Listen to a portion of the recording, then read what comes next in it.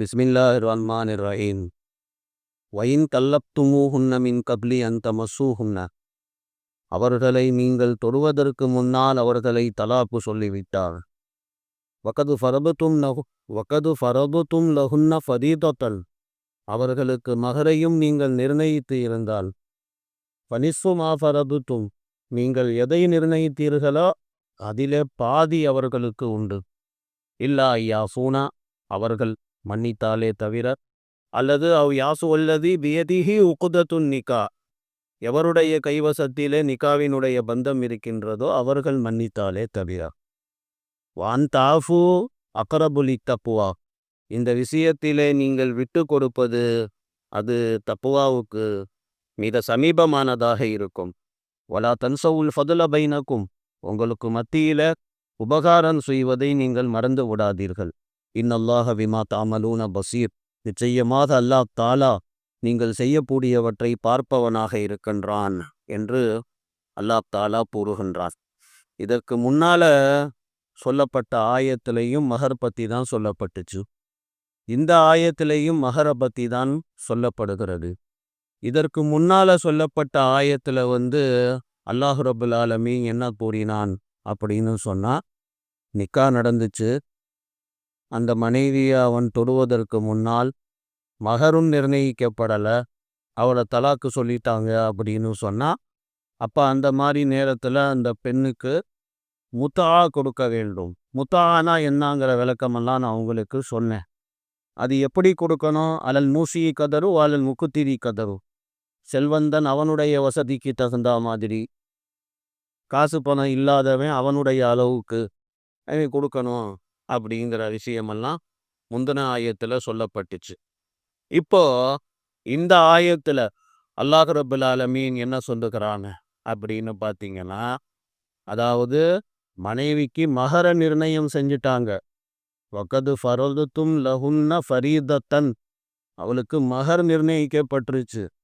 ஆனால் அவங்களோட உடலுறவு நடக்கவில்லை, அதுக்குள்ளார தலாக் ஆயிடுச்சு அப்படின்னு சொன்னா, அப்ப அந்த பெண்ணுக்கு ஃபனிஸ்பு மா ஃபரதுத்தும், நீங்க என்ன நிர்ணயிச்சீங்களோ அதுல பாதி கொடுக்கணும், பாதி மகர் கொடுக்கணும் அப்படின்னு சொல்லப்பட்டு இருக்கிறது. அதாவது இந்த பெண்ணுக்கும் முத்தாதான் கொடுக்க வேண்டும் அப்படின்னு சொன்னா, அல்லாஹ் தாலா இந்த இடத்துல சொல்லி இருப்பான். ஆனா அல்லாஹ் இங்க சொல்லலை. அதை தனியா சொல்லியிருக்கான், இதை தனியா சொல்லியிருக்கான்.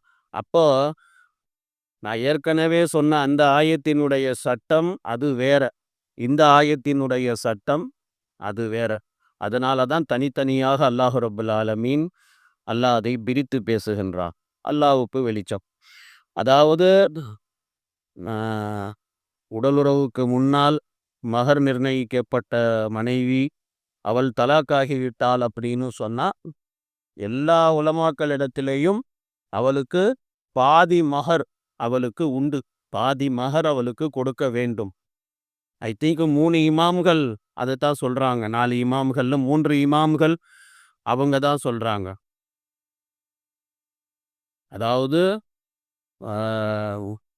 4 இமாம்களிலே 3 இமாம்கள் என்ன சொல்றாங்க அப்படின்னா, அந்த மனைவியோடு உடலுறவு நடந்திருந்தது அப்படின்னு சொன்னா முழு மகரும் அவளுக்கு கொடுத்தாக வேண்டும்.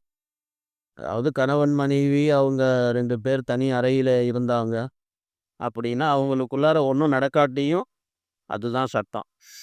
அப்போ முழு மகர் அந்த பெண்ணுக்கு வழங்கப்பட வேண்டும். இமாம் ஷாஃபி ரஹமத்துல்லா அலேஹி அவர்களினுடைய முந்திய சொல்லும் இதுதான். குலஃபாய் ராஷிதீன்களும் இதைத்தான் சொல்லியிருக்கிறார்கள். ஆனால் இமாம் ஷாஃபி ரஹமத்துல்லா அலேஹி அவர்களினுடைய அறிவிப்பில் ஹஜ்ரத் இப்னு அப்பாஸ் அவர்கள் மூலமாக அவங்க அறிவிக்கிறாங்க. அதாவது கணவன் மனைவி தனியார் அறையில் இருந்ததுக்கு அப்புறமேல தலாக்காய் இருந்தாலும் அவளுக்கு பாதி மகர் தான் அப்படின்னு சொல்லப்பட்டிருக்கிறது. இது இமாம் ஷாஃபி ரஹமத்துல்லா அலைஹி அவங்க இப்னு அப்பாஸ் அவர்கள் மூலமாக அவங்க இந்த விஷயத்தை சொல்கிறாங்க. அவங்க அந்த அறிவிப்பில் அப்படித்தான் வருது. ஆனால் இமாம் பைஹக்கி ரஹமத்துல்லா அலைஹி அவங்க என்ன சொல்கிறாங்க, அந்த அறிவிப்பில் ஒரு அறிவிப்பாளர் இருக்கிறார். அந்த அறிவிப்பாளருடைய பேர் லைஸ் இப்னு அபி சுலைம். அவர் ஒரு புடிமானமான மனிதரை போல தெரியலை. ஸோ அதனால் அதை ஏற்றுக்க முடியாது அப்படின்னு சொல்கிறார்.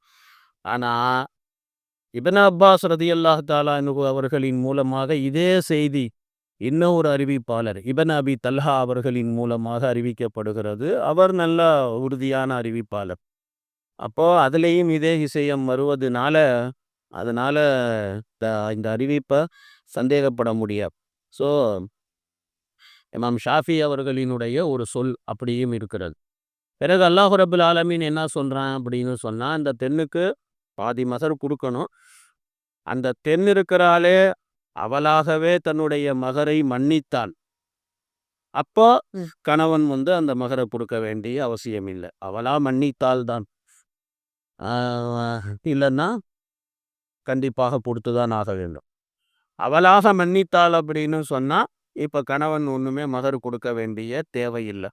அதாவது ஹஜ்ரத் இப்னு அப்பாஸ் ரலியல்லாஹு தஆலா அன்ஹுமா அவங்க என்ன சொல்றாங்க, திருமணமான பெண் சய்யிபாவான பெண் இருக்கிறாளே அவளுக்கு உரிமை இருக்கிறது. அவளுக்கு மகர் வேணும்னா வாங்கிக்கலாம், வேணான்னா அவ மன்னிக்கிறதுக்கு எல்லா விதமான ரைட்ஸும் அவளுக்கு இருக்கிறது. ஸோ அதனால அவ மன்னிச்சானா கொடுக்க வேண்டிய அவசியம் இல்லை. அதிகமான முஃபஸ்ஸிரீன்கள் தாபீலீன்கள் அவங்கெல்லாம் இதைத்தான் சொல்றாங்க. முஹம்மது இப்னு கஅப் குர்தி ரஹ்மத்துல்லாஹி அலைஹி அவங்க என்ன சொல்றாங்க அப்படின்னு சொன்னா, அவங்க ஒரு வித்தியாசமா அவங்க சொல்றாங்க. ஆனா இது ஏத்துக்க முடியாத ஒரு கருத்து. அதாவது அந்த பெண்ணு மன்னிக்கிறது இல்லைங்க, ஆண் மன்னிக்கிறது அப்படின்னு சொல்றான். ஆண் மன்னிக்கிறது அப்படின்னு சொன்னா என்னது? அவன் நிர்ணயிச்ச மகர்ல பாதி தான் அல்லாஹ் கொடுக்க சொல்றான். பனிஷ்கு மா ஃபரதுத்தும், பாதியை கொடு அப்படின்னு சொல்றான். அவ மன்னிச்சா அந்த பாதியும் இல்லை. இவர் என்ன சொல்றாரு அப்படின்னா, மன்னிச்சா அப்படின்னா அவ மன்னிக்கிறது இல்லை, இவனுக்கு பாதி அவளுக்கு பாதின்னு தானே குரான் சொல்லுது.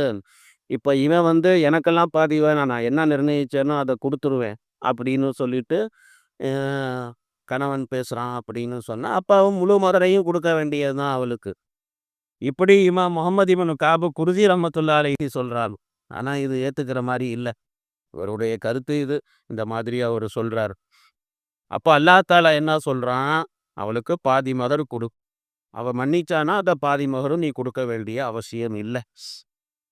அப்புறம் அல்லாஹ் என்ன சொல்கிறான், யாஃபு அல்லதி பியதிஹி உகுதத்துன் நிக்கா, எவருடைய கைவசத்திலே நிக்காவினுடைய பந்தம் இருக்கிறதோ அவர் மன்னித்தாலே தவிர அப்படின்னு வேற அல்லாஹ் தாலா சொல்லி காட்டுகின்றான். எவருடைய கைவசத்திலே நிக்காவுடைய பந்தம் இருக்கிறதோ அவர் மன்னித்தாலே தவிர அப்படின்னு சொன்னா என்ன? ஹதீஸிலே இருக்கின்றது, இதை கொண்டு கருத்து கணவன்தான் அப்படின்னு சொல்லப்பட்டு இருக்கிறது. ஹஜ்ரத் அலி ரலியல்லாஹு தஆலா அன்ஹு அவர்களிடத்திலே கேட்கப்பட்டது, இதை கொண்டு கருத்து என்ன, பெண்ணினுடைய வக்கீல்களா அப்படின்னு சொல்லி கேட்கப்படுது. கல்யாணத்துல வழி கொடுக்குறாங்களா இல்லையா, அந்த வலிமார்கள் தான் அதற்கு கருத்தா அப்படின்னு சொல்லி கேட்டாங்க. அப்போ ஹஜ்ரத் அலி ரலியல்லாஹு தஆலா அன்ஹு அவர்கள் சொன்னாங்க, இல்லை இல்லை, வலி வக்கீல்லாம் கிடையாது, அதை கொண்டு கருத்து கணவன் தான் அப்படின்னு சொல்லி ஹஜ்ரத் அலி அவர்கள் சொன்னாங்க. நிறைய முஃபஸ்ஸிரீன்கள் இது தான் சொல்கிறாங்க. இமாம் ஷாஃபி ரஹ்மத்துல்லாஹி அலைஹி அவர்களினுடைய ஜதீது கவுல்லையும் இதுதான் சொல்லப்பட்டிருக்கிறது. இமாம் அபூ ஹனீஃபா ரஹ்மத்துல்லாஹி அலைஹி போன்றவர்களும் இதைத்தான் சொல்லி காட்டுகிறார்கள். அதாவது கல்யாண பந்தத்தில் வைக்கிறதும் வைக்காம போகிறதும் இது கணவனுடைய ஆணுடைய கையில் தான் அல்லாஹ் தாலா இருக்கிறானே கொடுத்து இருக்கிறான். ஸோ அதனால் அந்த கணவன் இருக்கிறானே அவன் அவனுடைய விருப்பம்தான், அவனுடைய விருப்பத்தில் தான் இருக்கிறது அப்படின்னு சொல்லி இந்த மாதிரி இமாம் அபூ ஹனீஃபா ரஹ்மத்துல்லாஹி அலைஹி அவங்க சொல்லி காட்டுறான். ரெண்டாவது கவுல் என்ன அப்படின்னு சொன்னால், இதை கொண்டு கருத்து கணவன் இல்லை. அதாவது அந்த பெண்ணுக்கு யார் திருமணம் முடிச்சு வச்சாங்களோ, யாருடைய அனுமதி இல்லாமல் அந்த பெண்ணுடைய திருமணம் நடக்காதோ, அத்தா அண்ணன் இந்த மாதிரி ஆளுகள், அவங்களுடைய அனுமதி இல்லாமல் நிக்கா நடக்காது. ஸோ அதனால் அவங்க மகர் வேணும்னு சொன்னால் வாங்கிக்கலாம், வேணான்னு சொன்னால் ஒன்றும் பிரச்சனை இல்லை, கொடுக்காம கூட இருக்கலாம் அப்படி சொல்கிறாங்க சில உலமாக்கள். இப்னு அப்பாஸ் ரலியல்லாஹு தஆலா அன்ஹுமா, அல்கமா, ஹசன், அத்தா, தாவூஸ், ஸுஹ்ரி, ரபியா, ஸைத் இப்னு அஸ்லம், இப்ராஹிம் நஹை, இக்ரிமா, முஹம்மது இப்னு சீரின் ரஹிமஹுமுல்லாஹு தஆலா அலைஹிம் அஜ்மஈன், இவங்க எல்லாம் இதுதான் சொல்ல. இமாம் மாலிக் ரஹ்மத்துல்லாஹி அலைஹி, இமாம் ஷாஃபி ரஹ்மத்துல்லாஹி அலைஹி அவர்களினுடைய கதீமான கவுலும் இதுதான் இருக்கின்றது. அவர்களினுடைய தலீல் என்ன அப்படின்னு சொன்னால், அதாவது அந்த பெண்ணினுடைய வழி வக்கீல் இருக்கின்றாரே, அவருக்கு ஷரியத்து எவ்வளோ பெரிய ஒரு உரிமையை கொடுத்திருக்கிறது அப்படின்னா, அந்த பெண்ணுக்கு உண்டான ஹக்கை வாங்கி கொடுக்கிறவரே யாரு அப்படின்னு சொன்னா, இந்த வழி வக்கீல் தான். அந்த பெண்ணு நேரடியா கேட்கறது இல்ல. இந்த வழி வக்கீல் தான் அந்த பெண்ணுக்கு மகர வாங்கி கொடுக்கிறார். ஸோ, அதனால அந்த மகர மன்னிக்கிற அந்த ரைட்ஸும் அது அந்த வழி வக்கீலுக்கு இருக்கிறது அப்படின்னு சொல்லி, இந்த மாதிரி இந்த உலமா பெருமக்கள் இவங்க சொல்லி காட்டுகின்றார்கள். அல்லாமா இக்ரிமா ரஹ்மத்துல்லாஹி அலைஹி அவங்க என்ன சொல்றாங்க, அல்லாஹ் தாலா இருக்கிறானே அந்த பெண்ணுக்கு மன்னிக்கிற கூடிய அந்த அனுமதியை அல்லாஹ் தாலா சொல்லி இருக்கிறான். அந்த பெண்ணு மன்னிச்சிட்டா அப்படின்னு சொன்னா மகர் கொடுக்க தேவையில்லை. இப்போ ஒரு பெண்ணு கஞ்சத்தனம் கருமித்தனத்தினால அவ மன்னிக்க மாட்டேங்கிறா. நான்லாம் மகரெல்லாம் மன்னிக்க மாட்டேங்க, கொடுக்க வேண்டியதை புரியா அப்படின்னு சொல்லி அவ சொல்லுகிறாள் அப்படின்னு சொன்னா, அப்போ கண்டிப்பா அவளுக்கு சேர வேண்டியதை கொடுத்துத்தான் ஆக வேண்டும். அதுல கொடுக்காமல்லாம் இருக்கவே முடியாது. ஹஜரத் ஷுரைர் ரஹ்மத்துல்லாஹி அலைஹி அவங்களும் இதைத்தான் சொல்றாங்க. ஆனால் இமாம் ஷாஃபி ரஹ்மத்துல்லாஹி அலைஹி அவங்க இதை மறுத்தார்கள். எப்போ அவங்க மறுத்தாங்களோ உடனே ஷுரைர் ரஹ்மத்துல்லாஹி அலைஹி தன்னுடைய அந்த கருத்தை அவர்கள் வாபஸ் வாங்கி கொண்டார்கள். இதை கொண்ட கருத்து கணவன் தானுங்க அப்படின்னு சொல்லிட்டு அவங்க இமாம் ஷுரைர் ரஹ்மத்துல்லாஹி அலைஹி அவர்களும் சொல்லி இருக்கிறார். இப்போ இந்த மாதிரி இந்த மகருடைய விஷயத்துல நிறைய மசாயில்கள் இருக்குது. அதனால மகர் விஷயத்துல ரொம்ப ஜாக்கிரதையாக மகர பெண்ணுடைய ஹக்கு அது. அது மனைவியினுடைய ஹக்கு. அது கண்டிப்பாக மனைவிக்கு வழங்கப்பட வேண்டும். ஷரியத் இருக்கிறதே பல கோணங்கள்ல அந்த பெண்ணினுடைய மகர் இல்லாம போயிடக்கூடாது அப்படிங்கிறதுக்காக வேண்டி நிறைய சட்டங்கள் அதற்காக வேண்டி வகுத்திருக்கிறது. ஸோ பெண்ணுடைய மகர அவளுக்கு கொடுத்து விட வேண்டும். இன்னும் கொஞ்சம் விளக்கம் இருக்குது. இன்ஷா அல்லாஹ் நாளைக்கு பார்க்கலாம். சுப்ஹானல்லாஹி வபிஹம்திஹி சுப்ஹானக்கல்லாஹும்ம வபிஹம்திக.